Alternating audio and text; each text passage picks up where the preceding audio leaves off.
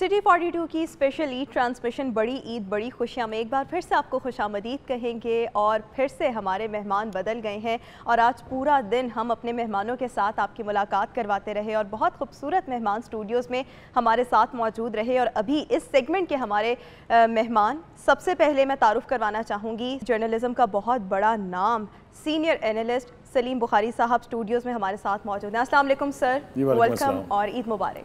आपको भी ईद मुबारक, बहुत बहुत आपके अहले खाना को भी ईद मुबारक और हमारे जो सारे कलीग्स हैं उनको और उनकी फैमिलीज़ को भी सबको ईद मुबारक। खैर मुबारक, थैंक यू सो मच। और उसके साथ साथ तशरीफ़ फरमा है vice chancellor king Edward medical university professor Khalid Masood Gondal साहब। अस्सलाम वालेकुम sir and welcome to the Studios.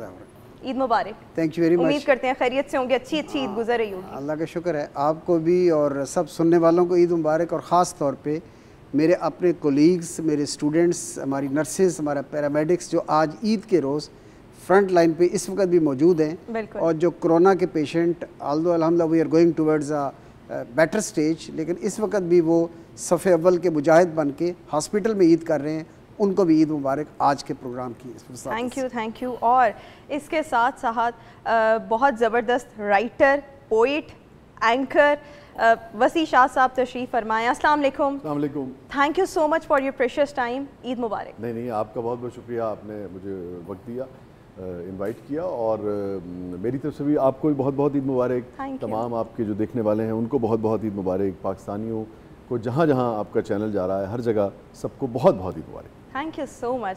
अच्छा, स्टार्ट करेंगे हम सलीम बुखारी साहब से। सर, इस दफ़ा ईद थोड़ी मुख्तलिफ थी, ईद उल फितर भी मुख्तलिफ थी और अब भी ईद मुख्तलिफ है, बड़ी एहतियात के साथ ईद मनानी पड़ रही है। लेकिन चलें, आपका ईद का जो पहला रोज़ था वो किस तरह से गुजरा?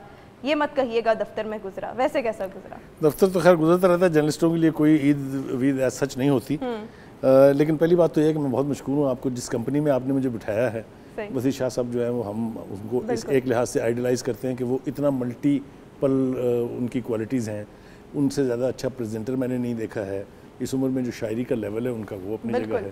प्रोफेसर गोंदल साहब, who doesn't know him, he is a icon in his own right और मेरे बहुत पुराने मेहरबान हैं वो। तो एक तो बहुत शुक्रिया कि आपने मुझे ऐसी अच्छी कंपनी दी है। जहाँ तक ईद गुजरने का ताल्लुक है, पहली बात तो ये कि जो कोरोना का एक हॉरर कह लें आप, एक डर कह लें आप, वो इनहेरिट किया है हमने, चूँकि पिछले महीनों से कहीं से वो चल रहा था। SOPs बनाए गए, कहीं वायलेशन हुई उसकी, कहीं उसके ऊपर अमल हुआ। लेकिन जो बहुत कमाल की बात है वो ये कि फैमिलीज़ जो आपस में मिली हैं इस ईद के हवाले से, उनमें मैंने वो डर नहीं देखा है। बड़े खुले माहौल में उसी तरीके से पार्टियाँ भी हो रही हैं, उसी तरीके से लोग सेलिब्रेट भी कर रहे हैं।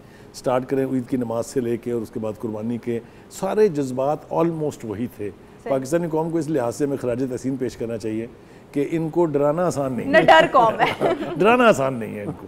तो ये एक एलिमेंट, बहुत स्ट्रॉन्ग एलिमेंट हमने लेकिन मेरे ख्याल में ईद उल फितर तक भी बड़ा लोग डरे हुए थे, अब थोड़ा सा ना लोग बहुत रिलैक्स इसलिए हुआ है कि एक अल्लाह ताला का फजल शामिल है और दूसरा हमारे जो डॉक्टर्स और नर्सेज हैं और जो पैरामेडिक्स हैं उन्होंने कमाल कर दिया है। मैं तमाम सोसाइटीज़ के कंपैरिजन के बाद ये इस नतीजे पर पहुंचा हूँ कि हमारे यहाँ जिन कंडीशंस में, यानी वो N95 के N95 जो मास्क हैं वो तक हमारे डॉक्टरों के पास नहीं है और वो कोरोना के पेशेंट्स को इस तरीके से ट्रीट कर रहे हैं कि प्रेशर उनके ऊपर नॉर्मल हालात से 500 गुना ज़्यादा था। बिल्कुल ऐसे ही है। यही हाल हमारी नर्सेज का था। कहीं कहीं हमने देखा कि उन्होंने गिला किया कि हमें तो कम से कम आप प्रोटेक्ट कर दें ताकि हम इनको प्रोटेक्ट कर सकें। लेकिन इसके बावजूद जो उनका कंट्रीब्यूशन है, मेरे ख्याल से इस ईद के मौके पर, इस ईद के हवाले से उनको भूलना बहुत ज़्यादती होगी। तो मैं डॉक्टर साहब से बल्कि रिक्वेस्ट करूंगा कि आपका प्रोग्राम की वसातत तो है क्योंकि ये तो हमारे घर की बात है, लेकिन प्रोफेसर साहब हमारा ये मैसेज अगर अपने डॉक्टर्स तक, अपनी नर्सेज तक पहुंचा दें कि ये कौम उनकी एहसानमंद है।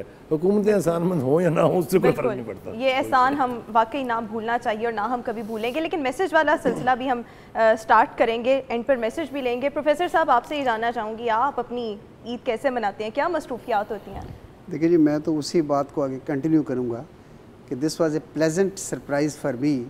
बुखारी साहब का यहाँ मौजूद होना बहुत बड़ा नाम है और मैं इनको पिछले 20-30 साल से पढ़ रहा हूँ और मैं इनको सहाफ़त में आइडियलाइज़ भी करता हूँ।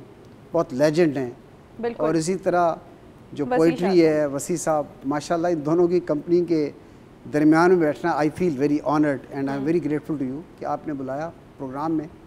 बाकी सच्ची बात यह है कि इस सारी ईद पे तो मैं दुआ ही करता रहा हूँ, और दुआ में क्या करता रहा हूँ कि या अल्लाह कौम शुड एग्ज़िबिट, जो एक रिस्पॉन्सिबिलिटी का मुजाहरा है उसका उनको एग्ज़िबिशन करना चाहिए। और इस ईद को जिस अंदाज़ में ऐसे ऐसे ख़बरें आ रही हैं कि फिर ये सोशल इवेंट है, नहीं, इसको सोशल इवेंट खुदाराना बनाया जाए। अपने घरों के अंदर सोशल फिज़िकल डिस्टेंस, फैमिलीज़ को इकट्ठा ना करने की कोशिश की जाए। अभी टाइम हमारे पास है, और घर के अंदर हम मास्क का इस्तेमाल कर रहे हों, सैनिटाइजेशन का इस्तेमाल कर रहे हों। वसी शाह साहब, आपसे ये जानना चाहूँगी, हम शायरी और उन चीज़ों पर भी बात करेंगे। सबसे पहले बताएं, ईद का पहला दिन कैसा गुजरा, ईद गुजरती कैसी है, मसरूफियात कैसी होती हैं? मैं रोमा उस तरफ आता हूँ, लेकिन मैं पहले एक गुजारिश इसलिए बड़ी अहम है कि हम देख रहे हैं कि पिछले एक दिहाई से तकरीबन हमारे यहाँ एक चीख चिंगाड़ का माहौल जो है ना वो आ गया है।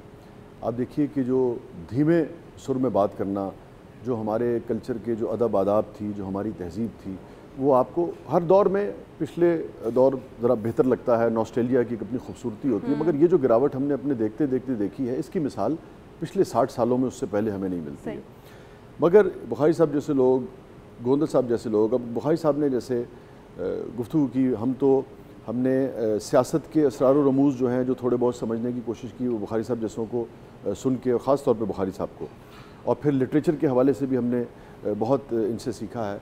मगर आप देखिए जो हमारे नौजवानों को, हम जैसे लोगों को भी जो सीखने की चीज़ है वो ये है कि इतना बड़ा आदमी भी अपने एक ऐसे जूनियर से जब मिलता है तो जिसे कहना कि ये वो नस्ल, उस नस्ल के लोग हैं और उनको फॉलो करने वाले लोग हैं जो छोटा बड़ा नहीं देखते, जो उम्र नहीं देखते, जो सलाम में पहल करते हैं। बिल्कुल। तो ये जो अदब आदाब है, ये जो तहजीब है, हमें बुखारी साहब जैसी जो शख्सियात हैं उनसे इल्म के साथ साथ ये जो रख रखाव है ये भी सीखना चाहिए। जो कलमात उन्होंने कहे वो लाजिम बात है कि तो मैं इसलिए इस पर ज़्यादा बात कर रहा हूँ कि ईद के दिन ये भी एक मैसेज है जो जाना चाहिए, बाहमी एहतराम का, बाहमी मोहब्बत का।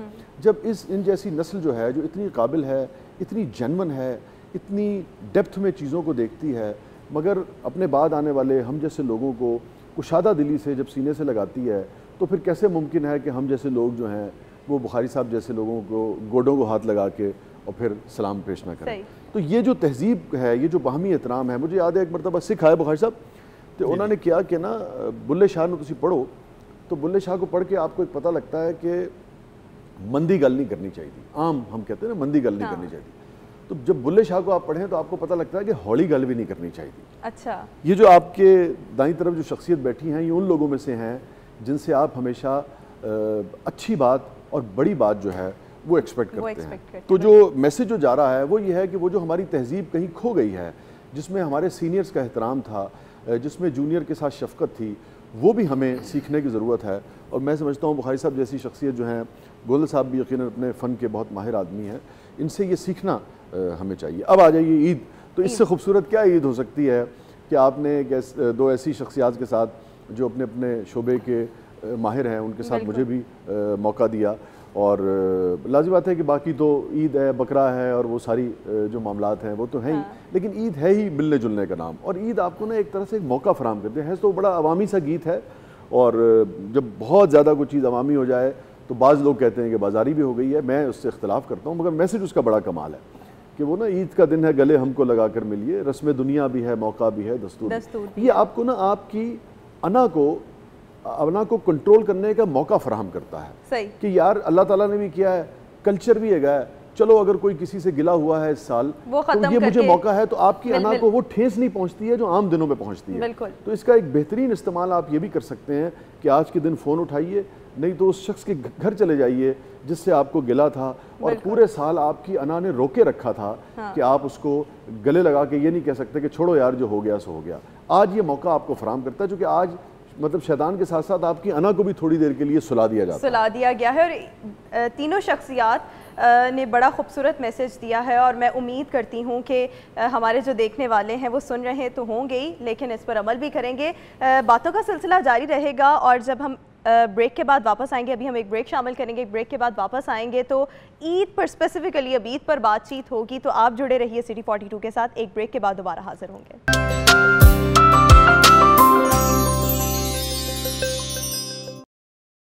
42 की स्पेशल ईद ट्रांसमिशन बड़ी ईद बड़ी खुशियाँ में एक बार फिर से आपको खुशामदीद कहेंगे। और इस सेगमेंट के हमारे मेहमान बहुत खूबसूरत मैसेज तो पहले ही दे चुके हैं। सलीम बुखारी साहब ने बहुत अच्छा मैसेज दिया, गोंदल साहब ने बहुत अच्छा मैसेज दिया, वसी शाह साहब ने बहुत खूबसूरत मैसेज दिया। मैं अब ईद पर स्पेसिफ़िकली ईद पर बात करना चाहूँगी। बुखारी साहब मुझे तो ये बताएं सबसे पहले कि आजकल ये बड़ा एक कॉन्सेप्ट पाया जाता है, लोग बहुत ऐसा कहते हैं कि जो ईद होती है वो बच्चों की ईद होती है। मेरे ख्याल में तो बड़ों की भी ईद होती है। ईद आपके अंदर की खुशी का नाम है। आप इस बात से कितना अग्री करते हैं? देखिए, ये बहुत सिंपल बात है, इसका जवाब इतना मुश्किल नहीं है। बच्चों की ईद तो बड़े ईद मना के बनाते हैं। बच्चों को ईद क्या होती है, ईद के ऊपर क्या करना चाहिए, ये बड़े सिखाते हैं, इसलिए कि उन्होंने अपने बड़ों से सीखा था। तो ये एक ऐसा तसलसल का मैसेज है जो जनरेशन टू जनरेशन चला आ रहा है। आप देखिए 1400 साल पहले ये वो इवेंट्स हैं इस्लाम के जो मुतारफ़ हुए और आज तक अपनी उसी स्पिरिट के साथ चलते जा रहे हैं। इसमें हुकूमतें गलत भी आई, मिलिट्री डिक्टेटरशिप्स भी आई, मुआशरे बदले भी, इनकलाब भी आए, तब्दीलियाँ भी आई, सैलाब भी आए, ज़लज़ले भी आए, मगर ये रवायात नहीं बदली हैं। यही उनका सबसे बड़ा सबूत है कि ये रवायात सच्ची हैं। और सच जो है वो जब ट्रेवल करता है तो जनरेशन टू जनरेशन करता है। और आज हम जो एंथुसियाज्म देख रहे हैं, ये मेरा ख्याल है किसी बहुत सड़े हुए दिल वाले ने कहा हुआ कि ईद तो बच्चों की होती है। नहीं, बच्चों की नहीं होती है। आप अपने बच्चों के लिए प्लानिंग शुरू करते हैं कि उनके कपड़े बनाने हैं। अब तो बच्चे जिद करने लगे हैं कि हमने बकरा कितनी कीमत का लेना है, हमने बैल लेकिन इस मेरे ख्याल में ये जो कहा जाता है ना ईद बच्चों की, जैसे कि आपने भी कहा कि बच्चों के लिए शॉपिंग, तो इसमें जो बड़े होते हैं और स्पेशली जो मर्द हजरात होते हैं, ब्रेड अर्नर यूजुअली हमारी एशियन सोसाइटी में मर्द हजरात ही होते हैं, तो वो फिर अपने आप को भूल जाते हैं। तो शायद इसलिए मेरे ख्याल में ये गोंदल साहब कहा जाता है कि ईद बच्चों की है और बड़ों की नहीं है। जहाँ तक इस ईद का ताल्लुक है, मैं ये समझता हूँ कि रवायात तो उसी तरह ही हैं, लेकिन हमारी रवायात आम तौर पे ये होती हैं फैमिलीज़ इकट्ठा होना। इस ईद पे मैंने तो अपने तौर पे उस रवायत को मैंने कहा मौखर कर दें अगली ईद तक। कोरोना की वजह से ये अकेली फैमिली ईद मनाती है, टेलीफोन व्हाट्सएप का यूज़ करके हमने उनको गुड विश कह दिया। और सेकंड ये कि जो कुर्बानी का जहाँ तक ताल्लुक है, इस ईद पे पहले मैं ख़ुद जाया करता था और ये परचेज़ किया करता था। इस मरतबा ख़ुद मैं नहीं जा सका क्योंकि SOPs उन तमाम चीज़ों को देखना था। ऑनलाइन कुर्बानी का मैंने इस मरतबा ज़्यादा ज़ोर रखा और उस तरफ, ताकि ये कोरोना का हम थोड़ा सा अवॉइड कर सकें। और बच्चे माशाल्लाह साथ हैं। और एक और बहुत जो थोड़ा सा ईद पे मैं मेंशन भी करना चाह रहा हूँ, पिछली ईद पे भी ऐसे ही था कि वन ऑफ माई सन जो लास्ट जो ईद है वो भी लाइन ऑफ कंट्रोल पे था। अभी ईद से 2 हफ्ते पहले वो घर आया और बड़ी खुशी के 2 हफ्ते हमारे गुजरे, और ईद से 3 दिन पहले वो दोबारा अपनी ड्यूटी के लिए लाइन ऑफ कंट्रोल पे चला गया है। तो मैं ये समझता हूँ कि हमारी जो ये कुर्बानी है, ये भी बड़ी कुर्बानी है। स्पेशली जो हमारे फील्ड रिपोर्टर्स हैं उनको भी फिर अप्रिशिएट कर दें। जुमला इसके कोरोना के दिनों में भी इसके जवाब में भी अर्ज कर देता हूँ। देखिए, वो विजिबल नहीं है, हम लोग विजिबल हैं। हमें लोग देख रहे हैं कि ईद का दिन है और हम ड्यूटी पर हैं। आप भी ड्यूटी पर हैं, हम भी यहाँ प्रोग्राम में शिरकत करके आए घर वालों को छोड़ के। तो ये कुर्बानी तो वो है जो विजिबल है, या जो भी जो कंट्रीब्यूशन है विजिबल है। लेकिन इस बात आपकी बिल्कुल दुरुस्त है कि मीडिया जो है इसके भी दिन रात और जो घंटे हैं या फैमिलीज हैं, ये भी बड़ी टफ जॉब है। सब कुछ में जिस तरीके से ये अपनी ड्यूटी करते हैं वो भी बहुत कमाल है। लेकिन ये अगर हम तारीफ करते तो ऐसे लगता है जैसे अपनी खुद कॉम्प्लीमेंट पेश कर रहे हैं। हाँ, ये जो 2 बैठे हुए हैं साथ, बल्कि 2 नहीं, वो तो आधा मैंने कहा हर फील्ड का जिक्र हो गया तो फिर मैं भी मीडिया वाकई राय के तहसीन है, इसमें कोई शुबा नहीं। ठीक कह रही हैं, खासतौर पर जो फील्ड के हमारे वो हैं। बाकी भी लोग जिस तरह से ऑफिस, आप देखिए ना, जिस ज़माने में बिल्कुल क्वारंटीन में सब लोग थे, उस ज़माने में भी हम लोग अपनी जिम्मेदारियाँ जो हैं वो निभा रहे थे। और हमारे जो फील्ड रिपोर्टर्स हैं वो तो बहुत ही ज़्यादा एक्सपोज थे। इसी तरीके से आप देखिए जो हमारे वार्डन हजरात हैं, खुसूसन शुरू के दिनों में उनकी बहुत बड़ी जिम्मेदारी थी। और ट्रैफिक के जो जितने भी ट्रैफिक थी उसमें जितना वो एक्सपोज थे, मेरे ख्याल में डॉक्टर्स के बाद सबसे ज़्यादा वो थे। हर आदमी से बात भी कर रहे हैं, उसे समझा भी रहे हैं, उन्होंने भी बड़ी इसका मेरे ख्याल में साथ दिया। मेरे ख्याल में जितने भी हमारे इदारे थे इस इब्तला के, उसमें जितने हमारे इदारे थे, जिसको ए वतन तूने पुकारा तो लहू खौल उठा, जिसे कहते हैं ना, तेरे बेटे तेरे जांबाज चले आते हैं। तो हर डिपार्टमेंट में जो इस वतन के बेटे हैं उन्होंने बड़ी जिम्मेदारी का मुजाहरा किया और मायूस नहीं किया, बल्कि हमारा फ़ख्र जो है वो सर जो है वो हमारा फ़ख्र से बुलंद कर दिया। बाकी जो बुखारी भाई आप कुछ कहना चाह रहे हैं? नहीं, आप जो बात कर रहे हैं बिल्कुल ठीक कर रहे हैं। देखिए, इस पर गौर करना चाहिए। होता क्या है कि कुछ चीज़ें हमारे कान में पड़ती हैं और हम बिला सोचे समझे उसको रवायत समझते हुए उस पर अमल करना शुरू हो जाते हैं, या उस पर बिला सोचे समझे हम उसके कायल हो जाते हैं। बहुत अच्छी बात की, और चूँकि ये रवायत शिकल लोग हैं, ये अकदार को मानने वाले भी हैं, मगर रवायत शिकन सोचने वाले लोग हैं। इसलिए ये जुमला आपको सुनने को मिला कि ये किसी दिल जले ने कहा होगा। उसकी वजह है, देखिए बात यह है कि कभी आपने ये तसव्वुर किया कि एक पेड़ जो है वो कितना जलता है और उसके बाद कितने प्रोसेस से गुजरता है, लेकिन वो अपना फल तो नहीं खाता है, ना ही वो जलने के बाद अपनी छाँव जो है वो उसको नसीब होती है, मगर उसकी जो ब्यूटी है, उसकी जो सरशारी है, उसका जो होना है, वो उसी जलने में है और फल देने में है, और फल जो खाने वाला है उसको देखकर खुश होने में है। सो जो बुखारी भाई ने बात की, वक्त गुजर जाता है। हमारे एक वक्त था कि हम जूते साथ रखते थे अपने, तो हमें लगता था कि ईद है। अब जो सारी खुशी है, सारी मस्ती है, सरमस्ती जो है, वो जूते खरीद कर लाने के लिए बच्चों के लिए या उनके लिए दीगर जो इंतजामात करने में है, तो उसका प्लेजर वही है। इंटॉक्सिकेशन का, सरशारी का, सरमस्ती का लेवल वही है जो खुद वो होता था। तो मेरे ख्याल में जो ये कहते हैं कि सिर्फ बच्चों की होती है, मेरे ख्याल में वो नादान हैं, दिलजले हैं, और वो उस प्लेजर को मिस कर रहे हैं जो उन्हें अपने बच्चों को। मेरे ख्याल में आपके कहने का मकसद ये है कि जब हम अपनी फैमिली के लिए, बच्चों के लिए स्पेशली जब करते हैं, तो वो भी एक खुशी है, और वही खुशी है। जी हाँ, जो ईद है वो खुशी का ही नाम, उसको फील करें कि ये खुशी है, ये आपको नसीब दी है, आपको एक घराना दिया है और उसके लिए आप काम कर रहे हैं। आपका काम एक फलदार दरख्त का है। तो ये मत सोचिए कि आपके पेट में क्या जा रहा है, आप ये देखिए कि जो आपके सामने बैठे खा रहे हैं वो कितना लुत्फ ले रहे हैं और आपको दुआएं दे रहे हैं। सही, तो आपको लुत्फ उसकी बड़ा खूबसूरत इसमें भी मैसेज चला गया। वैसे ये बात यहाँ से स्टार्ट होगी, वरना मैंने एक जुमला अपने माइंड में प्रिपेयर किया हुआ था, पूछूंगी ईद बचपन की या बचपन की, तो वो इधर ही रह गया।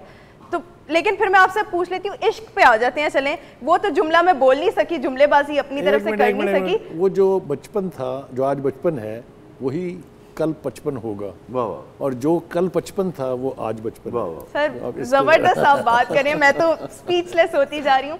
इश्क, आप तो शायरी भी बहुत करते हैं, और इश्क बचपन का, बचपन का। मैं इत्तेफाक से मैंने जो ताज़ा गज़ल कही है ना, उसमें बचपन का जिक्र है। अब चूंकि मैं भी 45 से क्रॉस, तो 55 की तरफ जा रहा हूँ, तो मुझे अगर आप इजाज़त दें, और मैं बुखारी भाई के सामने मैं एक्साइटेड भी हूँ, मैं सुनाना चाह रहा हूँ लिटरली। नहीं, बिल्कुल बिल्कुल। चूँकि ये वो लोग हैं बुखारी भाई जो आपको, यानी कि हमारे जो बड़े बड़े गालिब से लेके और इकबाल साजिद किया और फराज किया और दीगर और वसीशा क्या, मेरे तो आपको भी पढ़ता हूँ मैं। मेरे लिए तो वो मेरे लिए तो यही फ़ख्र है कि आए तो सही, बरसरे इल्ज़ाम ही आए, उनके लब पे मेरा नाम आना जो है यही मेरा फ़ख्र है। मैं बुखारी भाई आपको एक ताज़ा, बिल्कुल जी प्लीज, मैं बिल्कुल स्पेशल पता लगा तो मैं लेके आया। लड़का था एक लड़की थी, एक रहगुजार थी। लड़का था एक लड़की थी, एक रहगुजार थी, और दोस्ती तीनों में बहुत पायदार थी। लड़का था एक लड़की थी, एक रहगुजार थी, और दोस्ती तीनों में बहुत पायदार थी। बुखारी भाई खुद पर बला का इख्तियार था उसे, मगर खुद पर बला का इख्तियार था उसे, मगर मेरे मामले में वो बेइख्तियार थी। जबरदस्त। खुद पर बला का इख्तियार था उसे, मगर मेरे मामले में वो बेइख्तियार थी। जो कुछ मुझे मिला है मेरे रब का शुक्र है, जो कुछ मुझे मिला है मेरे रब का शुक्र है। अफसोस असल चीज़ मगर वस्ले यार थी। जो कुछ मुझे मिला है मेरे रब का शुक्र है, अफसोस असल चीज़ मगर वस्ले यार थी। बोली जो छत पे चील तो दिल कट के रह गया, बोली जो छत पे चील तो दिल कट के रह गया। आवाज़ थी वो या किसी चाकू की धार थी, बोली जो छत पे चील तो जी कट के रह गया। आवाज़ थी वो या किसी चाकू की धार थी, और पाने को मेरा कुर्ब वो पढ़ती रही नमाज। पाने को मेरा कुर्ब वो पढ़ती रही नमाज। दुनिया समझ रही है बहुत दीनदार थी। पाने को मेरा कुर्ब वो पढ़ती रही नमाज। दुनिया समझ रही है बहुत दीनदार थी। दिल पर कुछ ऐसे नक्श बनाकर चली गई, दिल पर कुछ ऐसे नक्श बनाकर चली गई। वो गोया वो शोख लड़की कोई दस्तकार थी। दिल पर कुछ ऐसे नक्श बनाकर चली गई, गोया वो शोख लड़की कोई दस्तकार थी। आखिरी शेर है, महंगे लिबास वाले सभी मांद पड़ गए, महंगे लिबास वाले सभी मांद पड़ गए। सादा सी सारी में वो बहुत शानदार थी। महंगे लिबास वाले सभी मांद पड़ गए, सादा सी सारी में वो बहुत शानदार थी। अब शायद उसकी शक्ल मुझे याद भी ना हो, अब शायद उसकी शक्ल मुझे याद भी ना हो, पर इतना याद है वो मेरा पहला प्यार थी। और अब शायद उसकी शक्ल मुझे याद भी ना हो, पर इतना याद है वो मेरा पहला प्यार थी। बचपन से लेके कल की मुलाकात तक वसी, बचपन से लेके कल की मुलाकात तक वसी, जिस उम्र में भी देखा उसे पुरबहार थी। वाह। बचपन से लेके कल की मुलाकात तक वसी, जिस उम्र में भी देखा उसे पुरबहार थी। खुद पर बला का इख्तियार था उसे, मगर मेरे मामले में वो बेइख्तियार। इश्क की बात के ऊपर मुझे दो शेर कहने की इजाज़त आपको देनी पड़ेगी। और ये शेर दो ऐसे हैं जो मैंने ज़िंदगी में बहुत शायरी पढ़ने के बाद उनको तलाश किया है, और हर उम्र के शख्स पर और आदमी पर उसका इतलाक़ होता है। इश्क की चोट तो पड़ती है दिलों पर यकसां। क्या कहना, इश्क की चोट तो पड़ती है दिलों पर यकसां, ज़र्फ़ के फ़र्क से आवाज़ बदल जाती है। क्या क्या ये भी बहुत खूबसूरत। और अभी हमें यहाँ पर एक ब्रेक शामिल करनी है काफी देर से। एक शेर सुन लें बस आखिर। अच्छा। दूसरा शेर ये है कि पढ़ता रहा नमाज समझकर जिसे रशीद, फिर यूं हुआ कि मुझसे कज़ा हो गया वो शख्स। जबरदस्त, बहुत खूबसूरत। वैसे इस चीज में मेरी सेंस और वो नहीं है, लेकिन नहीं, अब समझ भी आ रही है जो समझाने का आपके फेशियल एक्सप्रेशन से हमें समझ आ रही है। अच्छा, अभी मुझे एक ब्रेक का कहा जा रहा है, दिल नहीं करा ब्रेक लेने का, लेकिन हमें यहाँ पर एक ब्रेक शामिल करनी है। ब्रेक के बाद जब वापस आएंगे तो बुखारी साहब से भी दोबारा से शायरी सुनेंगे और वसी साहब से भी रिक्वेस्ट करेंगे कि हमें मज़ीद कुछ अशार सुनाए जाएँ। तो आप हमारे साथ ही जुड़े रहिए, अभी हमें एक ब्रेक की तरफ जाना है।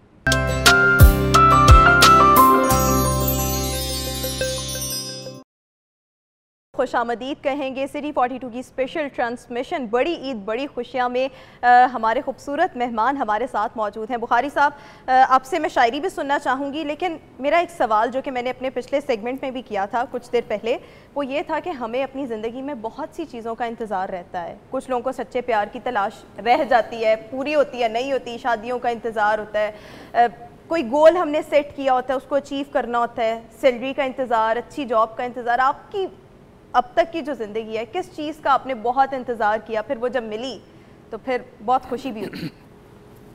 बहुत टेढ़ा सवाल है, लेकिन मैं कोशिश करता हूँ उसका सीधा जवाब देने की। देखिए, ज़िंदगी जो है उसका हल पल जो है वो इंतज़ार से मुंसलिक है।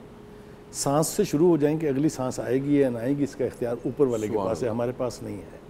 इसी तरह से हमारी ज़िंदगी में जो कुछ भी हो रहा है, जो कुछ भी होने वाला है, वो सब इंतज़ार की मुख्तलिफ़ कैफियतें हैं। बिल्कुल। तो इंतज़ार तो हमें करना है क्योंकि हम इंसान हैं, इख्तियार उसके पास है, हम बेइख्तियार हैं। बिल्कुल।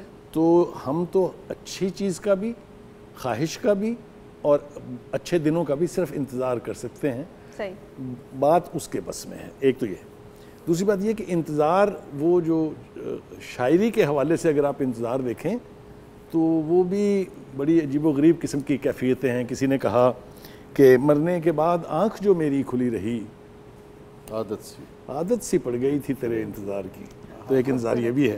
तो मतलब कहने का ये है कि ज़िंदगी इंतज़ार से मुंसलिक है।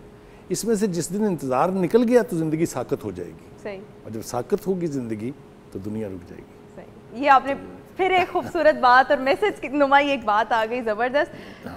प्रोफेसर साहब, आप बताएं, कभी किसी चीज़ का बहुत इंतज़ार रहा या ये पेपर आपके हाथ में आया? असल में मैं जो वसी साहब शेर पढ़ रहे थे तो मैं अपने मतलब की चीज़ें उनमें से नोट कर रहा था। अच्छा। तो उन्होंने एक जो बात इनका, मैंने दो चीज़ें नोट की हैं कि जामिया उड़ा दिया शहीदों ने खून का, इसको करंट सिनेरियो में मैं देख रहा हूँ। और एक इन्होंने और बात की, और आपने भी बात की, बुखारी साहब ने भी बात की कि नेशन ने एज ए नेशन बिहेव किया इस कोरोना में ना। इसमें फोर्सेस का रोल, इसमें गवर्नमेंट का, इसमें मेडिकल प्रोफेशन का, इसमें मीडिया का, इसमें पब्लिक का। तो इस तमाम रोल ने जो इस ईद पे जो अच्छी खबर हमें दे रही है, और अल्लाह करे ईद ऐसी हमारी गुजर जाए कि हमारा अगस्त सितंबर भी ऐसे हो कि इस वक्त 274,000 जो पेशेंट पाकिस्तान में इसके करीब करीब पॉजिटिव हुए, इसमें 238,000 पेशेंट जो है वो हमारे रिकवर कर गए माशाल्लाह। और इस वक्त जो आपकी डेली आ रहे हैं पेशेंट वो अराउंड 1000 के करीब और इससे भी कम जा रहे हैं पूरे मुल्क में ना। और हमारी जो डेथ टॉल है वो भी बहुत कम आ गया। और इसको अगर आप कंपेयर करें इस वक्त इंडिया के साथ और यूएसए के साथ, दो ऐसे ममालिक हैं कि यूएसए में 42 लाख लोग हुए और उसमें जो डेथ है वो 1,48,000 के करीब, यानी जो वो डेथ टॉल है जो हमारी के तकरीबन टोटल फिगर के करीब करीब हो रहा है। इसी तरह इंडिया में 14 लाख के करीब मरीज़ जो है वो पॉजिटिव हुए और इनकी डेथ जो है वो 32,000 के करीब है। तो मैं ये समझता हूँ कि पाकिस्तान में जैसे वसी साहब ने कहा, जामिया उड़ा दिया शहीदों ने, जामा उड़ा दिया शहीदों ने खून का। तो ये जो हमारी कौम ने जिस अंदाज में एक बिहेव किया है, अल्लाह का शुक्र है, we are comfortable in corona. ये ईद पे अवाम के लिए अच्छी खबर है।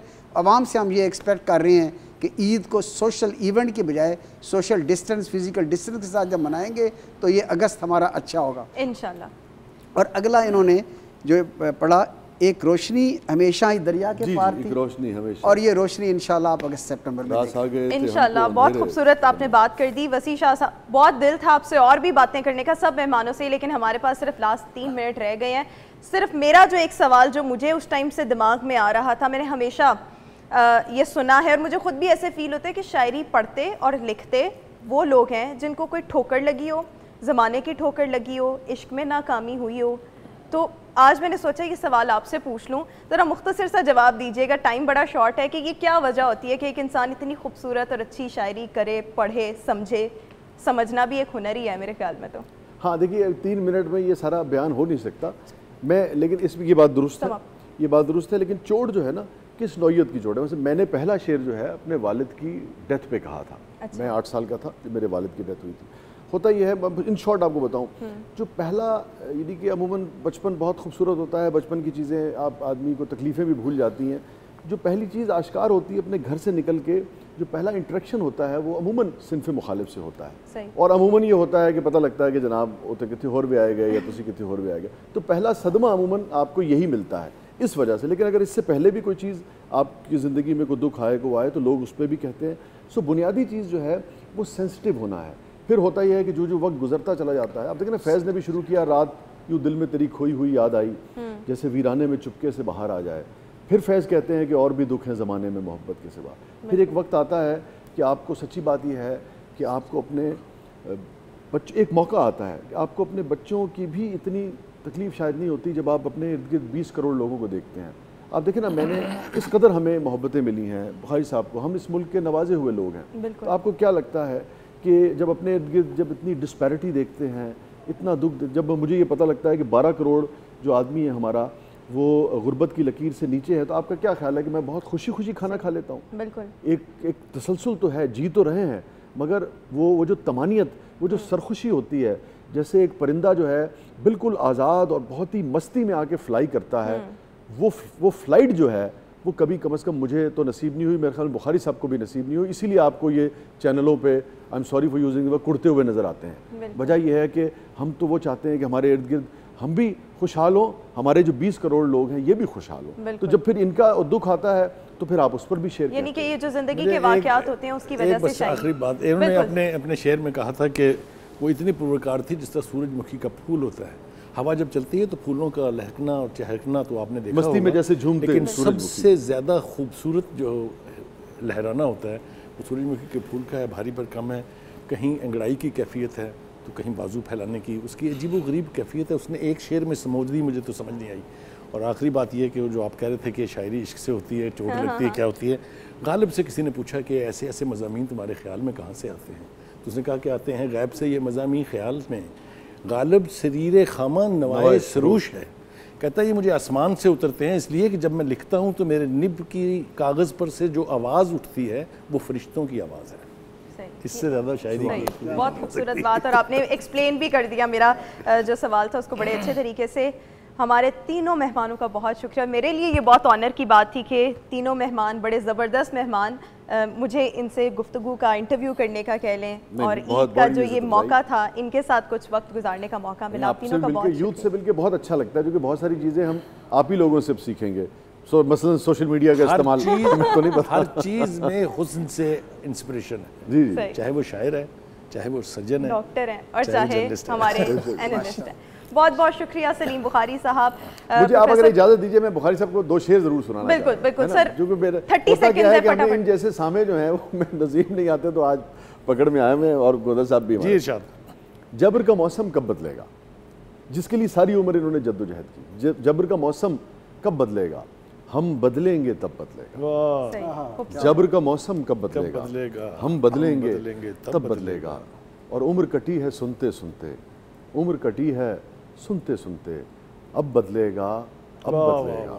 और महकूमों को मिलेगी शाही, महकूमों को मिलेगी शाही, एक दिन सबका सब बदलेगा। जबर का मौसम कब बदलेगा, हम बदलेंगे तब बदलेगा। बहुत खूबसूरत, बहुत मज़ा आया मुझे पर्सनली, मैंने बहुत एंजॉय किया इस सेगमेंट को। वसी शाह साहब आपका बहुत शुक्रिया, प्रोफेसर खालिद मसूद गोंदल साहब आपका बहुत शुक्रिया, और सलीम बुखारी साहब आपका भी बहुत शुक्रिया। आप सबसे मुलाकात होगी एक शॉर्ट कमर्शियल ब्रेक के बाद नए मेहमानों के साथ, और आप जुड़े रहिए सिटी 42 के साथ।